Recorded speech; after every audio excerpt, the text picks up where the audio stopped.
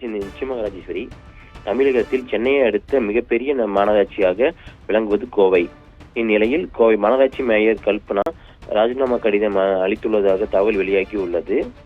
கோவை மாநகராட்சி மேயருக்கு கோவை மாநகராட்சியில் மொத்தம் 100 கவுன்சிலர்கள் உள்ளனர்.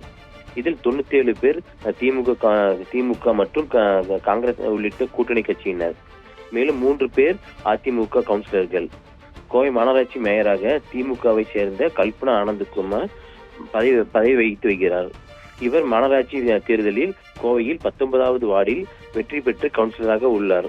இவரது கணவர் ஆனந்தகுமார் திமுகவில் பொறுப்புக்குழு உறுப்பினராக உள்ளார். இந்நிலையில் மேயர் கல்பனா பொறுப்பேற்றதற்கு முதல் அவர் மீது பல புகார்கள் எழுந்தது.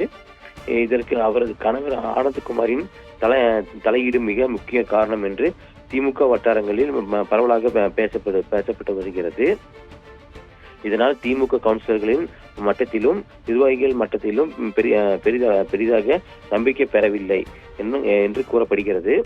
இதனால் திமுக கட்சி கவுன்சிலர்களுக்கும் இவர்களுக்கும் இடையே உட்கட்சி பூசல் இருப்பதாகவும் தகவல் வெளியாகியுள்ளது.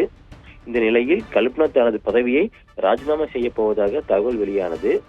இது தொடர்பான கடிதத்தை அவர் திமுக மேலிடத்திற்கு அனுப்பியுள்ளதாகவும் கூறப்படுகிறது. இது கோவை அரசியல் வட்டாரத்தில் பெரும் பரபரப்பை ஏற்படுத்தி உள்ளது. ஒருவேளை மேயர் பதவி கல்பனாவிடம் இருந்து பறிக்கப்பட்டால் அந்த பதவியை கைப்பற்றும் அடுத்த திமுக பெண் கவுன்சிலர் யார் என்ற கேள்வி எழுந்துள்ளது ராஜேஸ்வரி.